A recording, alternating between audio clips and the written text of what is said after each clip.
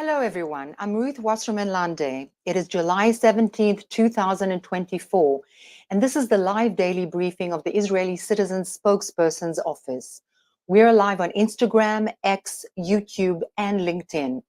Please follow us on all our platforms and start submitting questions. I also invite you to follow me on my personal platforms, Ruth Wasserman Lande. Yesterday, the families of 5 Israeli women were abducted by Hamas terrorists on October 7th, released images showing their first days in captivity in Gaza. The images are difficult to look at. In one image, Liri Albag, Karina Arayev, Agam Berger, and Daniela Gilboa are seen sitting on mattresses on the floor. Another image shows Naama Levy with a swollen eye and cuts on her face, the same Naama Levy who begged her captors to let her phone her friends in Gaza because she was a peace activist and was last seen being dragged out of a pickup truck in bloodied pants. These are signs of life that the Israeli public, until yesterday, had not seen. The images were reportedly taken from a Hamas video that the IDF obtained during operations in Gaza. The video, which had not been released, was first shown to the hostages' families just a few months ago. I thought about these images as I read the new Human Rights Watch report on Hamas's barbaric atrocities. We did not really need a Human Rights Watch report 9 months after October 7th to know that Hamas perpetrated barbaric atrocities. And since then, by the way, Human Rights Watch has done more than any other Western NGO to demonize Israel and to pressure it to end this war with the aggressor, Hamas, so that it may continue to fight again. But there is a part of the Human Rights Watch report you should read.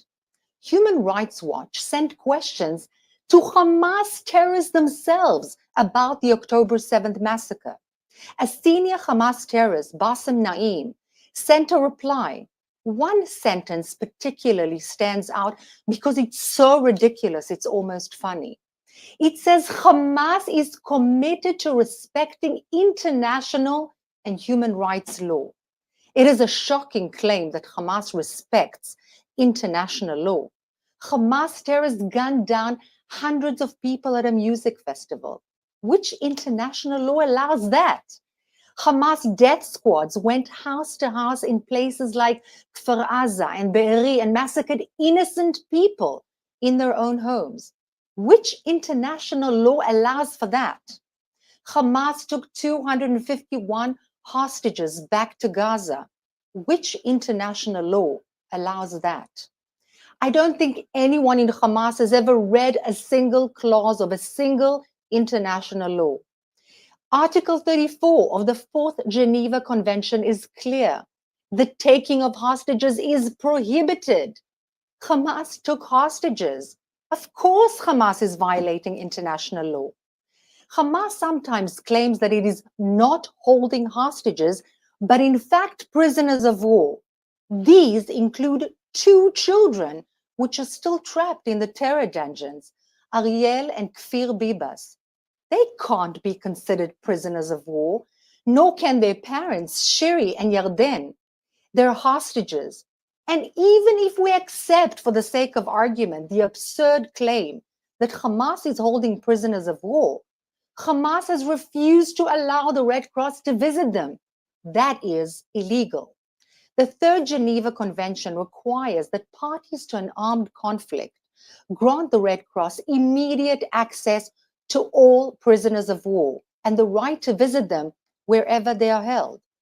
Hamas has refused to let the Red Cross visit a single hostage. It's a clear violation of international law that Hamas claims to respect. Senior Hamas terrorist Bassem Naim claims that Hamas respects international law. That is a lie. On October 7th, Hamas death squads gunned down hundreds of people at a music festival, massacred families in their own homes, took 251 hostages back to Gaza and committed unspeakable sexual atrocities. These crimes against humanity are blatant violations of international law. Hamas knows that it can lie about its crimes because it knows that its friends will remain quiet. You know, Hamas knows that UNRWA will ignore its crimes because UNRWA is a Hamas front. Hamas knows that the World Health Organization will remain silent as it wages war out of hospitals. Hamas knows that students on American campuses will celebrate its atrocities as resistance by any means necessary. Hamas should not be able to get away with saying with a straight face that it respects international law, while at the same time it broadcasts its many crimes. Is that too much to ask? Please let me know in your comments, and I'd be more than happy to take any questions. Our first question today comes from Rachel on Instagram Live, who asks, how close are we to dismantling Hamas, and how is the search for hostages going? Are we close? Thank you so much, Rachel, for that question. So, first of all, the IDF is performing extraordinarily well. In fact, urban warfare experts have they keep saying that, in fact, what the IDF is doing will be learned in different war colleges throughout the world in terms of not hurting civilians in their combat and warfare. And yet, the successes in terms of eliminating Hamas combatants are significant. Yet, we still have Hamas combatants to kill. So more or less, half of the Hamas senior leadership has been eliminated. The rest are hiding underground in the tunnels and amid civilian population, in fact, endangering their own civilian population during this war. Regarding the hostages, what the Hamas is doing illegally is in fact holding the hostages as human shields because they know that the Israeli IDF will not shoot if they know that there are Israeli hostages around the senior Hamas officials. Yet, we are moving closer. We have taken down significant and senior Hamas leadership members, and I believe we shall reach them all. So thank you for that question, Rachel. Our next question comes from Jennings5 on Instagram, who asks, has the Red Cross actually tried to access the hostages? Last I heard, they didn't even try. So they say that they have tried and that the Hamas simply refused to let them close. Now we have to understand, at least in the beginning of the war, the complete and utter undisturbed and unquestionable entity ruling the Gaza Strip was indeed Hamas. You couldn't go anywhere if Hamas didn't want you to. You couldn't say anything if Hamas didn't want you to. You couldn't do anything if Hamas didn't want you to. And yes, there were claims by senior people in the Red Cross that they tried and were refused. If they tried enough, no, because they should have continued to try again and again every single day. That's their job. They have to do this. They have to make sure that people who need medicine and are kept hostage get their medicine.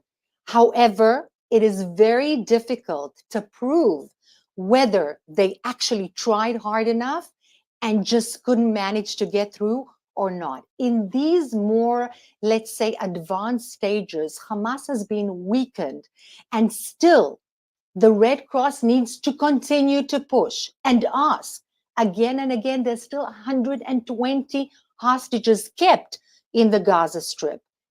Not once have the Red Cross been allowed to go anywhere near a hostage, and this is unacceptable. The entire world needs to pressure Hamas to allow the Red Cross to go in and see that these hostages are alive. Claudia Salem on Instagram asks, how do you answer to people saying that the IDF are killing innocent people in Gaza? So once more, thank you for that question. There have been senior, world-renowned urban warfare experts, not Jewish, not Israeli. They have no interest in standing behind Israel for simply no reason, have said, different ones from different countries. One of them is John Spencer, a very well-known urban warfare specialist, but there are many, that the Israeli IDF standards of warfare are unprecedented, unheard of, that the actual number of civilians that have been killed, and of course, every civilian that is killed is a tragedy, but this is a war. Hamas knew when it came and murdered, massacred, raped, carnaged people in their own homes, children, babies, raped, gang raped women, and did horrendous atrocities that are not even, I have no ability to even say with words what they have perpetrated. It really goes back to Middle Ages. This is something they knew would entice a retaliation, because no country, no nation in the entire universe would not retaliate, especially since they said, and they say it still openly, publicly, that they would do it again and again and again. Can a government allow for a terrorist organization to carnage, rape, murder, massacre its population? Would America allow for that? Would France allow for that? Of course not. And therefore, the Israeli IDF went inside Gaza to eliminate this threat against its own civilians. Yes, and also some civilians were killed, because that is exactly the purpose of Hamas. That's why they sit in schools and under hospitals and inside hospitals and in civilian, heavily populated centers, particularly in order to gain international support. Iris at work on Instagram asks simply, what is the current status of the ceasefire? Well, there isn't a ceasefire in the Gaza Strip. There are talks about a ceasefire if the Hamas terrorist organization would release all of our civilian hostages immediately, and all our hostages in general immediately. There would be no war. There would be a ceasefire. In fact, you don't have to believe me. Let's go back a second to October 6th. There wasn't a war. There wasn't a blockade. UNRWA kept receiving funding from outside. The Rafah crossing, obviously, some of the tunnels dug under there were open, and there was a lot of things going on inside the Gaza Strip. Restaurants were working, jobs were to be had. Of course, the Hamas had better jobs and employment than the other members of the population, but the issue is that there was no war. There is no ceasefire because Hamas is still holding 120 of our own hostages, and they keep saying, we will continue our war against all Israelis, all of the civilians in Israel, women, children, grandmothers, grandfathers, men, and so on. So there is at the moment no ceasefire. Next question comes from John asking live on Twitter, Hezbollah fired 100 rockets into northern Israel last night. What is the situation there, and is the war intensifying? So the Hezbollah, as everybody knows, is actually an arm of Iran. These are Shiite militants, heavily armed, funded, encouraged, and taught by Iranian experts, and they are operated by Iran not for the betterment of the Lebanese, nor for the betterment of the Palestinians, rather for the forwarding of interests of Iran and its hegemony in the region. And yes, it's been firing at civilian targets, at installations, at Israel, hundreds of rockets. This is an act of war, casus belli. And this is something that cannot be tolerated by any normal sovereign country. Is it becoming worse? It's bad enough. It's almost as if there is a war already. Will it escalate? Well, that depends. Because if the Hezbollah and Iran continue de facto to wage war against Israel, the government will have to maintain some kind of a peace, some kind of security for its own tens of thousands of displaced Israelis that have moved from their homes in the north of the country.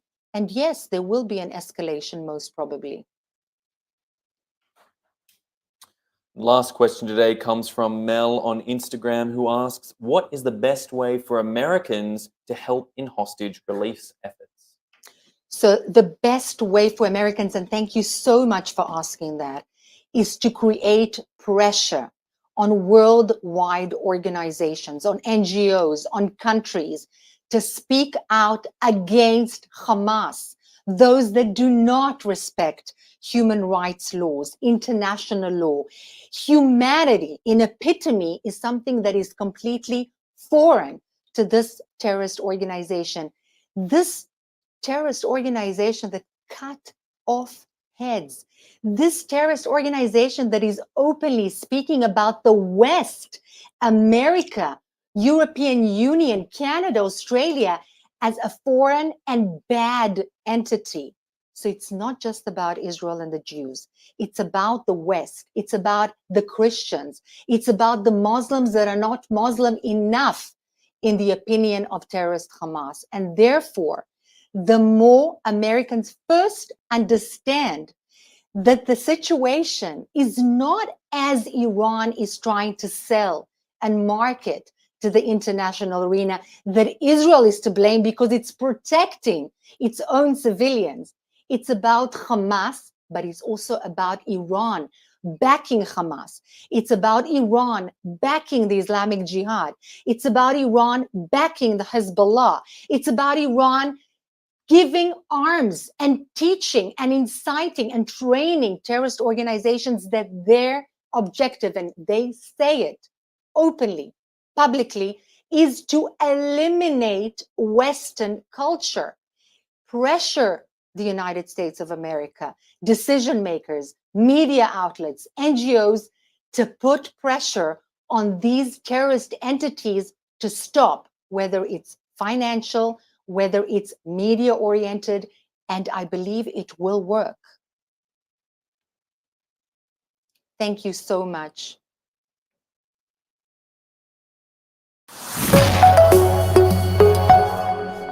Thanks for watching. Drop a comment below. Don't forget to like, share, and hit subscribe to stay updated with our latest content. Until next time, stay informed and inspired. This is Dejobnik signing off.